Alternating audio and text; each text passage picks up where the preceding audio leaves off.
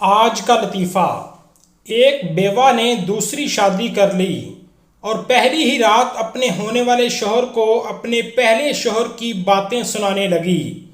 बेवा कहने लगी कि मेरा पहला शौहर मेरा पकाया हुआ खाना बहुत शौक से खाया करते थे और बेहद तारीफ भी करते थे। शौहर ने कहा, मगर ये भी तो सोचो कि तुम्हारे हाथ का खाना खाकर बेचारा दुनिया ही छोड़ गया।